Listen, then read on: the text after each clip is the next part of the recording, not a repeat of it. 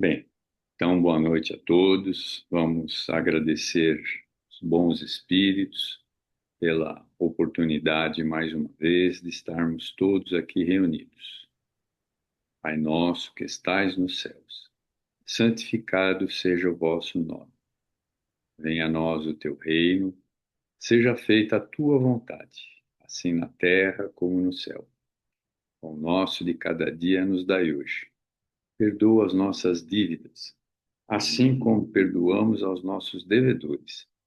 Não nos deixes cair em novas e velhas tentações, mas livra-nos de todo mal, que assim seja. Bom, vamos pegar aqui o capítulo 13, que a vossa mão esquerda não saiba o que dá os infortúnios ocultos. Nas grandes calamidades, a caridade se manifesta e se vêem generosos impulsos para reparar os desastres.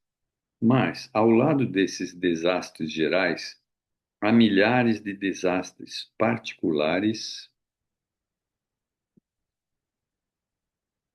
que passam desapercebidos, de pessoas que jazem sobre um catre sem se lamentarem. São a esses infortúnios discretos e ocultos que a verdadeira generosidade sabe ir descobrir sem esperar que eles venham pedir assistência. Quem é esta mulher de ar distinto, vestida de maneira simples, mas cuidada, seguida de uma jovem vestida também modestamente, entra numa casa de sórdida aparência, onde é conhecida, sem dúvida, porque à porta a saúdam com respeito. Aonde vai ela? Sobe até a mansarda. Lá mora uma mãe de família cercada de filhos pequenos. À sua chegada, a alegria brilha nesses semblantes emagrecidos. É que ela vem acalmar todas as dores, traz o necessário, temperado com doces e consoladoras palavras que fazem aceitar o benefício sem coragem, porque esses infortunados não são mendigos profissionais. O pai está no hospital e, durante esse tempo, a mãe não pôde bastar as necessidades. Graças a ela, essas pobres crianças não suportarão nem o frio nem a fome. Irão à escola agasalhadas e o seio da sua mãe não secará para as criancinhas. Se há um doente entre eles, nenhum cuidado material a repugnará. De lá ela se dirige ao hospital para levar ao pai algum consolo e ao tranquilizar sobre a sorte da família. Não canto da rua espera uma viatura, verdadeira loja de tudo o que leva aos seus protegidos, que visita assim sucessivamente. Não lhes pergunta nem sua crença, nem a sua opinião, porque para ela todos os homens são irmãos e filhos de Deus. Terminada a excursão, ela se diz: comecei bem o meu dia.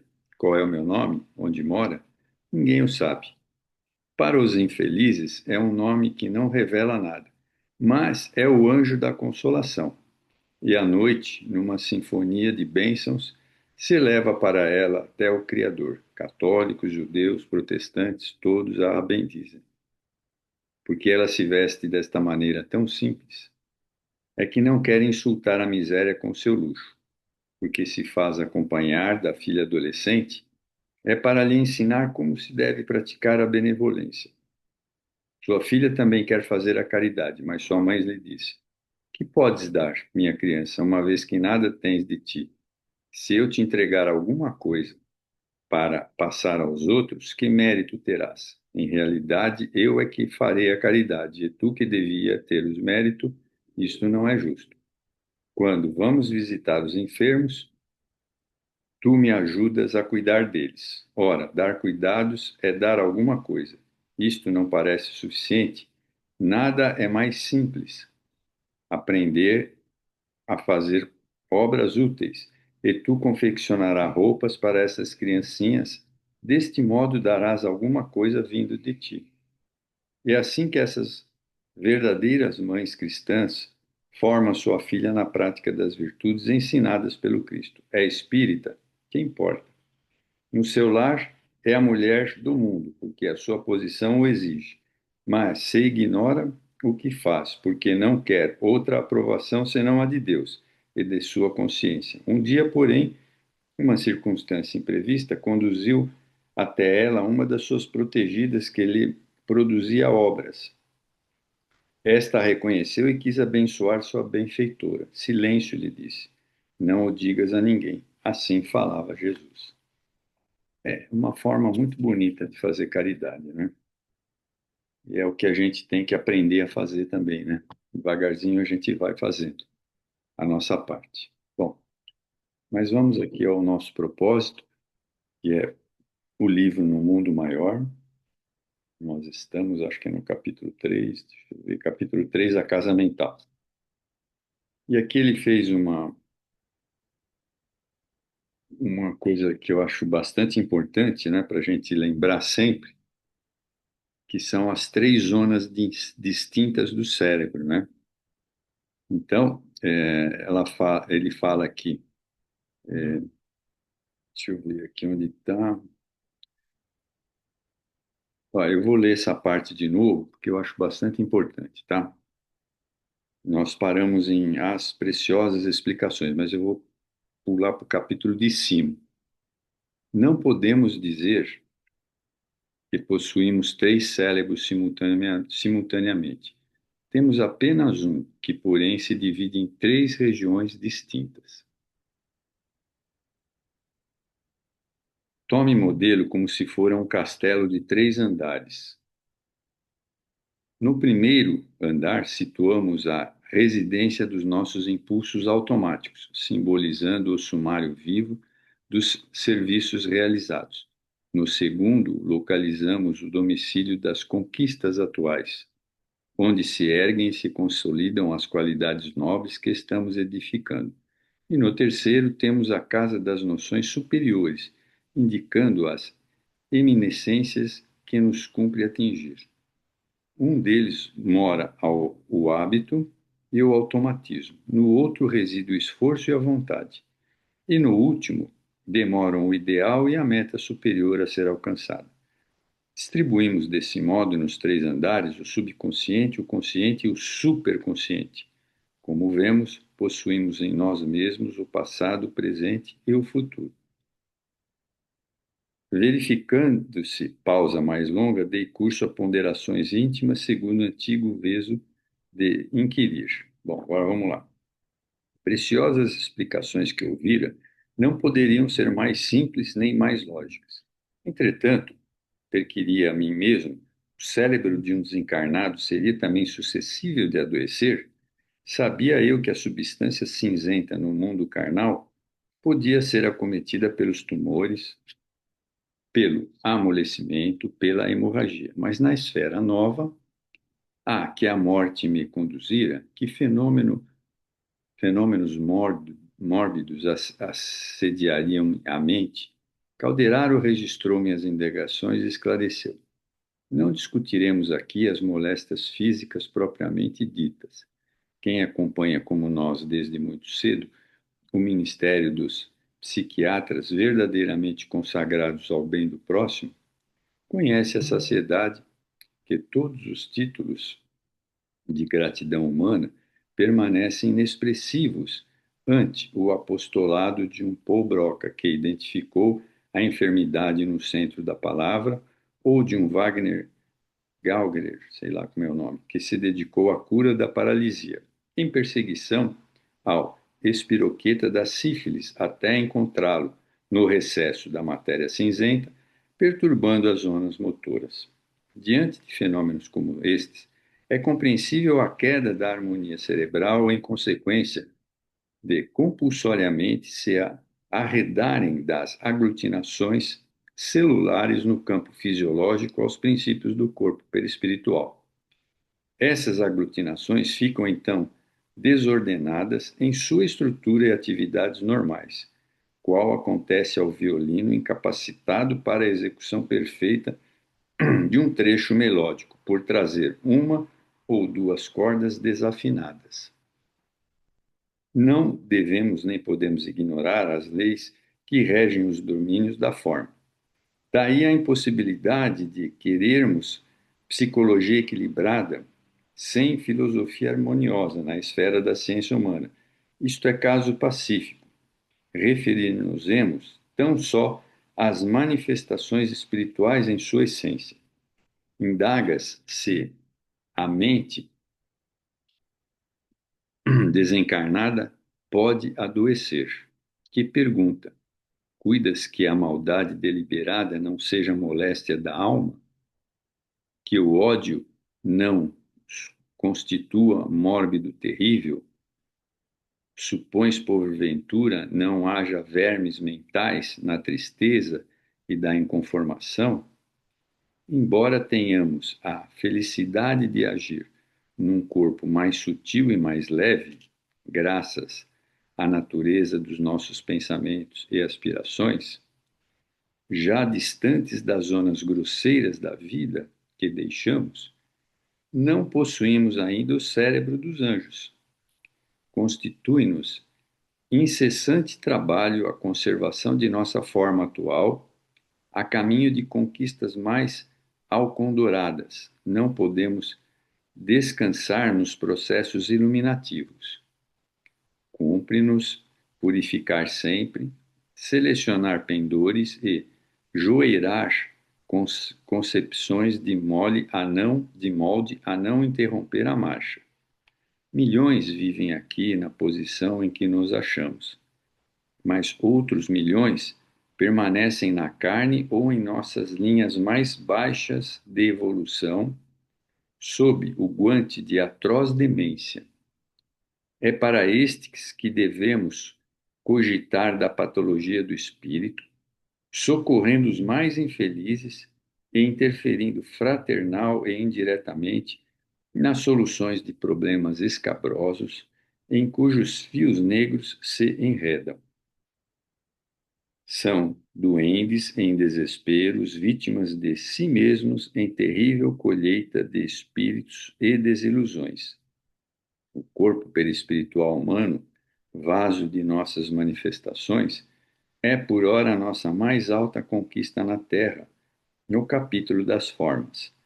Para as almas esclarecidas, já iluminadas, de redentora luz, representa ele uma ponte para o campo superior da vida eterna, ainda não atingido por nós mesmos.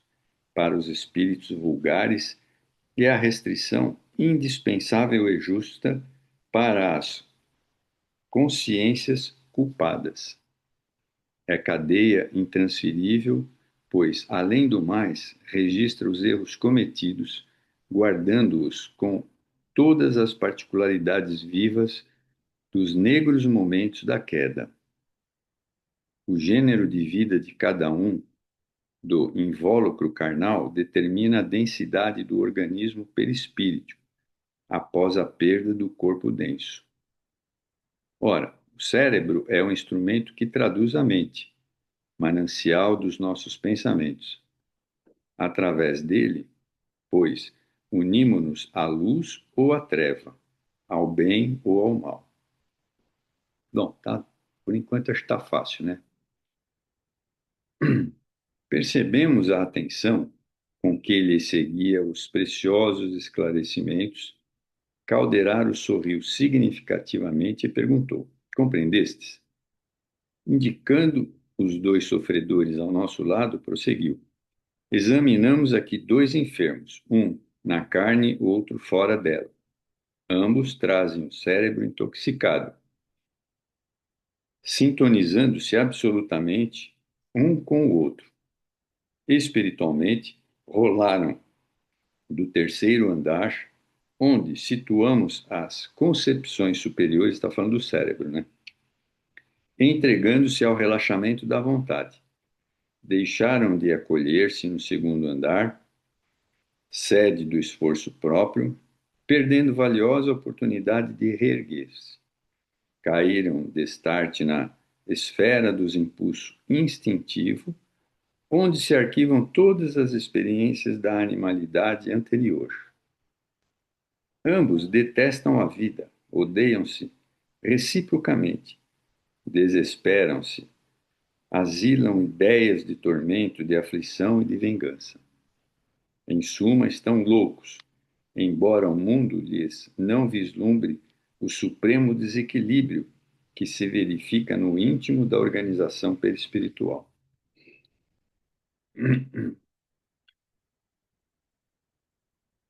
Dispunha-me a desfiar longa lista de perguntas alusivas às duas personagens em foco, mas o interlocutor iniciou o serviço de assistência direta, impondo a destra no lobo frontal esquerdo do doente encarnado, falou-me afável.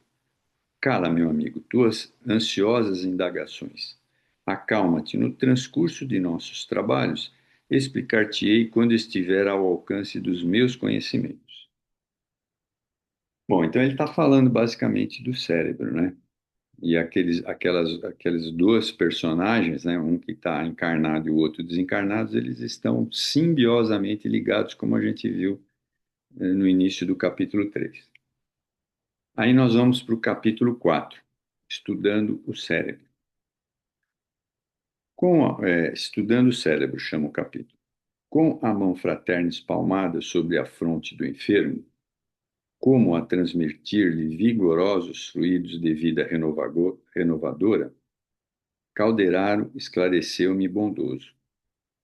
Há 20 anos aproximadamente, este amigo pôs fim ao corpo físico do seu atual verdugo num doloroso capítulo de sangue.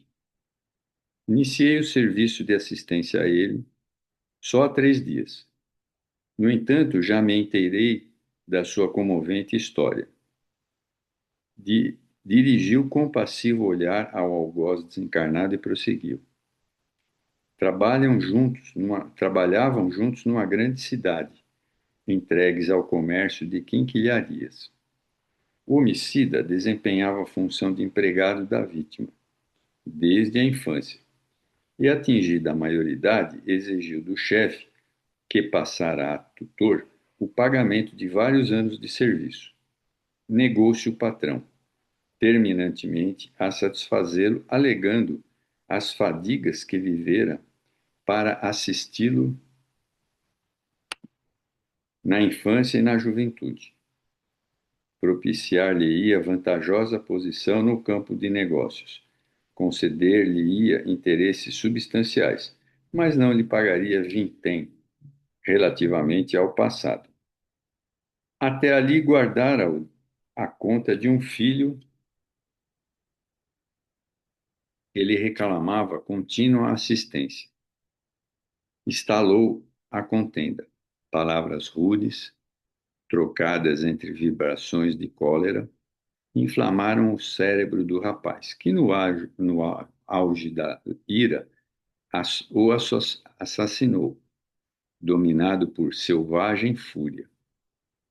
Antes, porém, de fugir do local, o criminoso correu ao cofre em que se amontoavam fartos pacotes de papel-moeda.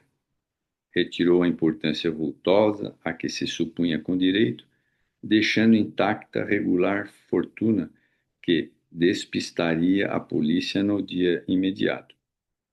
Efetivamente, na manhã seguinte, ele próprio veio à casa comercial, onde a vítima pernoitava, enquanto a pequena família fazia longa estação no campo.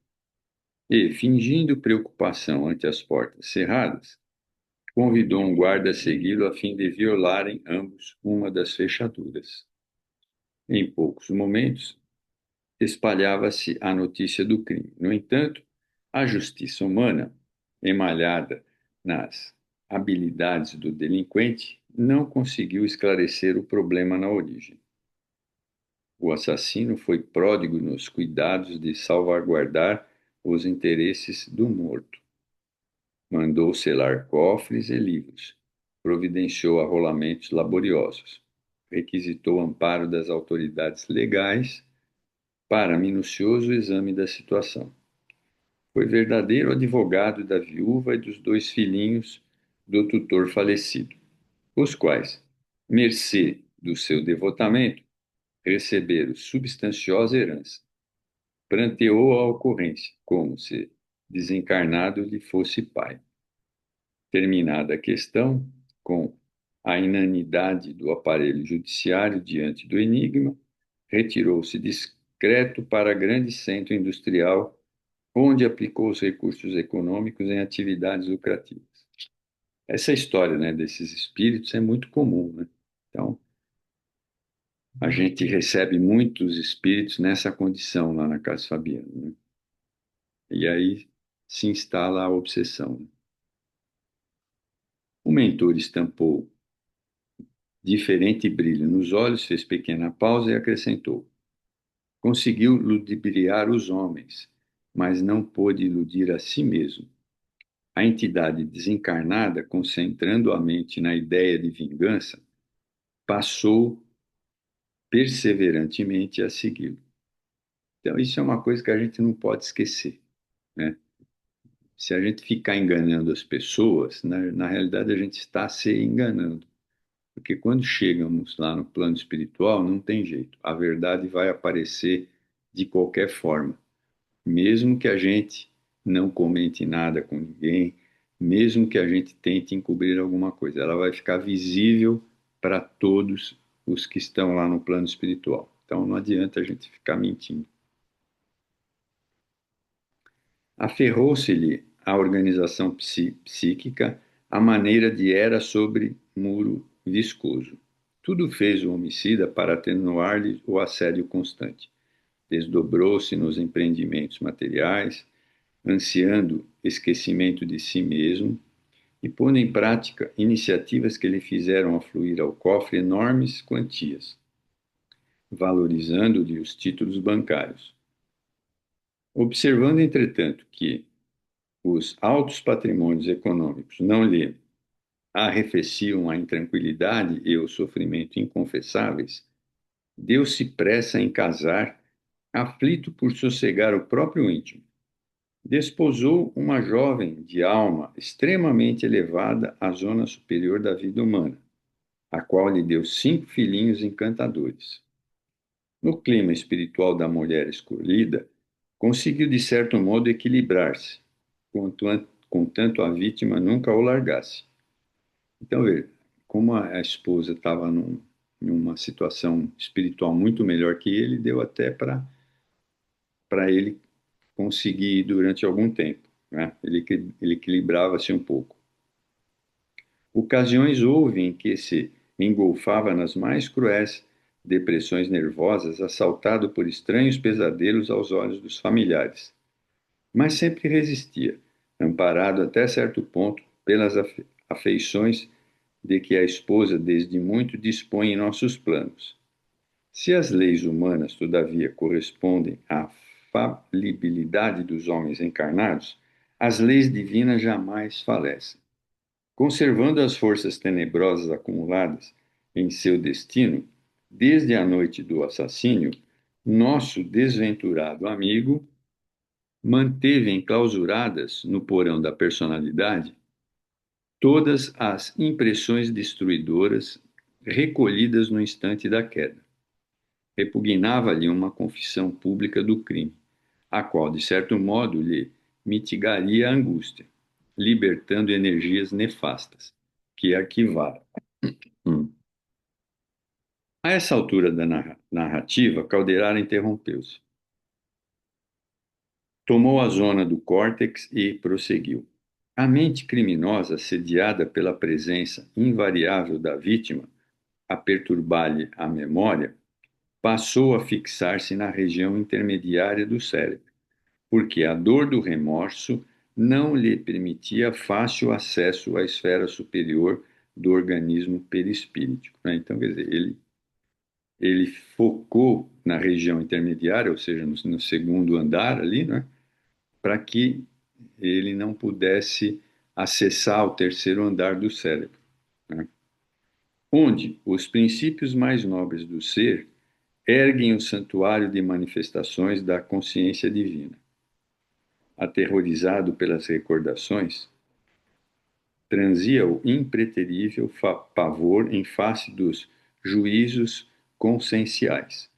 por outra parte, cada vez mais interessado em assegurar a felicidade da família, seu único oásis no deserto escaldante, das escabrosas reminiscências, o infeliz, então, respeitado por força da posição social que o dinheiro lhe conferia, embrenhou-se em atividade febril e ininterrupta, vivendo mentalmente na região intermediária do cérebro, em caráter quase exclusivo, só sentia alguma calma agindo e trabalhando de qualquer maneira, mesmo desordenadamente. Então, vejam como um espírito desencarnado, um obsessor, consegue manipular um encarnado, desde que ele deva alguma coisa, né?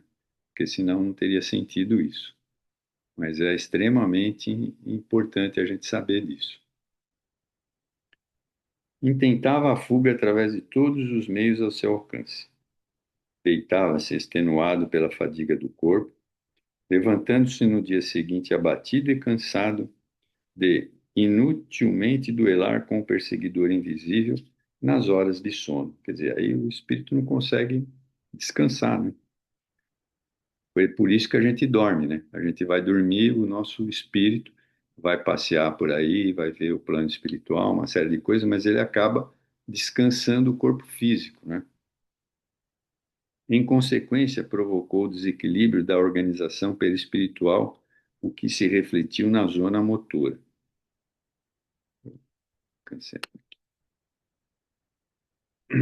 implantando o caos orgânico. Fez característicos movimentos com o indicador e acentuou. Repara os centros corticais. Contemplei admirado aquele maravilhoso mundo microscópico. As células piramidais, distinguindo-se pelo tamanho, diziam da importância das funções que lhes impediam no laboratório das energias nervosas. Observando atentamente o quadro, não me parecia que estivesse a examinar o tecido vivo da substância branco-cinzenta. Tive a impressão de que o córtex fosse um robusto dínamo em funcionamento. Não estaríamos diante de algum aparelho elétrico de complicada estrutura? Malgrado essas impressões, reparei que a matéria cerebral ameaçava amolecimento. Continuava perplexo, sem saber como formular os comentários cabíveis, quando o assistente me veio em socorro esclarecendo, né? Então, veja, aí a gente tem que lembrar de que um ataque desse tamanho das trevas, né? Essa situação de obsessão muito forte, ela acaba afetando o nosso corpo físico, né? Então, aí vão surgir doenças. Sempre vão acabar acontecendo isso. Mas vamos ver o que o Calderaro vai falar. Estamos diante do órgão perispiritual do ser humano, adesso à duplicata física, da mesma forma que algumas partes do corpo carnal têm estreito contato com o indumento, né? Ou seja, a gente tem alguns órgãos correspondentes ao órgão físico no perispírito. Todo o campo nervoso da criatura constitui a representação das potências perispíricas vagarosamente conquistadas pelo ser através de milênios e milênios. Em renascendo entre as formas perecíveis, nosso corpo sutil, que se caracteriza em nossa esfera menos densa, por extrema leveza e extraordinária plasticidade, submete-se no plano da crosta às leis de recapitulação, hereditariedade, desenvolvimento fisiológico, em conformidade com o mérito ou demérito que trazemos e com a missão ou aprendizado necessários. O cérebro real é aparelhado com os mais complexos do que o nosso eu reflete a vida. Através deles, sentimos fenômenos exteriores, segundo a nossa capacidade receptiva, que é determinada pela experiência. Por isto, varia ele de criatura a criatura, em virtude da multiplicidade das posições na escala evolutiva, né? Então vejam que as reencarnações influem diretamente no nosso perispírito também, né?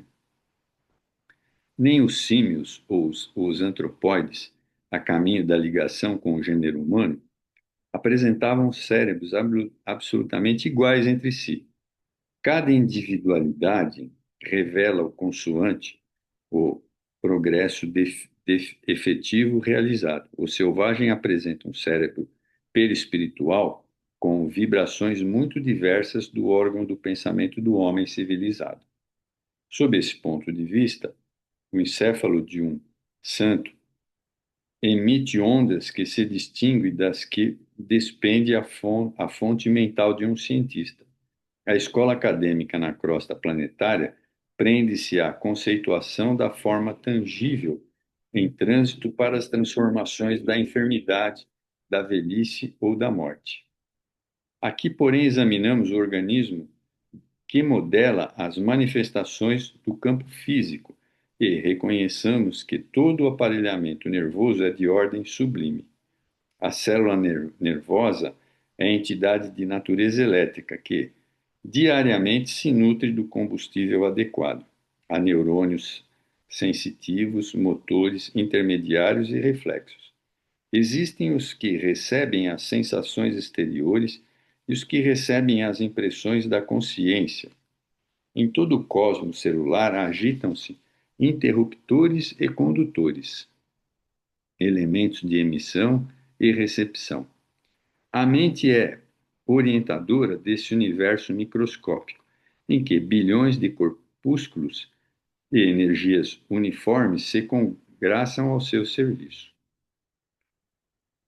Dela emanam as correntes da vontade, determinando vasta rede de estímulos, reagindo ante as exigências da paisagem externa, ou atendendo às sugestões das zonas interiores. Colocada entre o objetivo e o subjetivo, é obrigada pela lei divina a aprender, verificar, escolher, replicar, aceitar, recolher, guardar, enriquecer-se, iluminar-se, progredir sempre.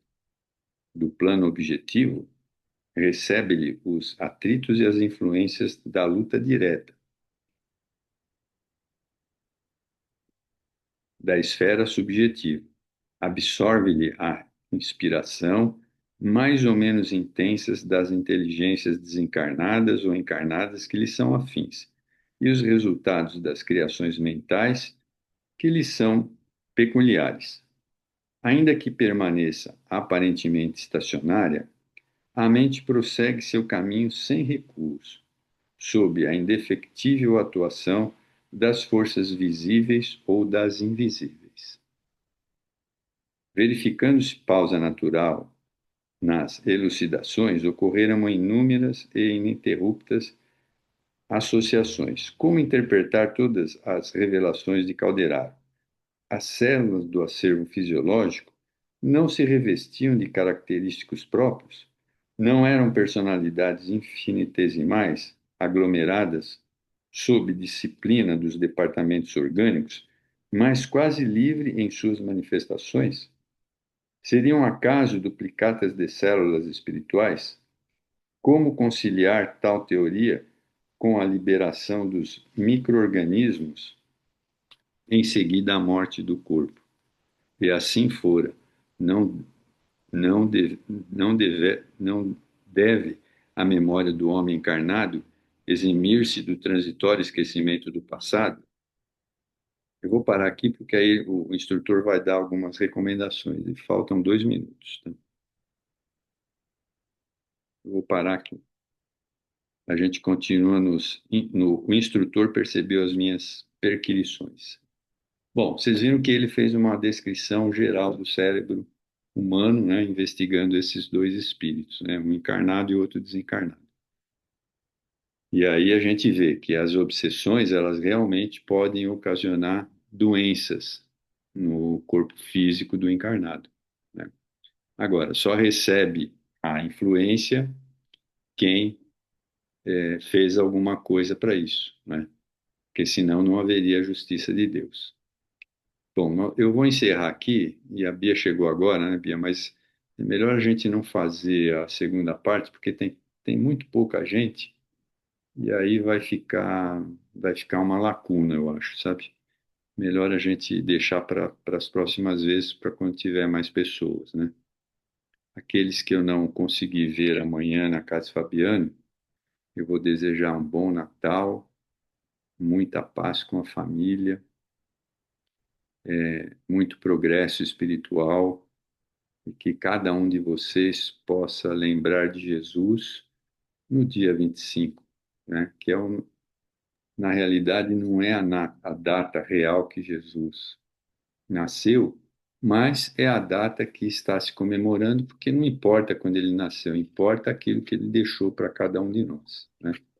Então, muita paz a todos, saúde e vamos continuar os nossos trabalhos. Força, pessoal. Sei que está difícil para todos, mas nós temos condições de encarar tudo isso, porque Jesus e esses espíritos da Casa Fabiana estão sempre do nosso lado. Então eu vou agradecer a todos, pedindo ao Mestre, aos seus mensageiros, que toquem o coração de cada um de vocês, porque estamos todos unidos como se fôssemos uma só família, no amor do Mestre. Pai nosso que estais nos céus, santificado seja o vosso nome. Venha a nós o teu reino, seja feita a tua vontade,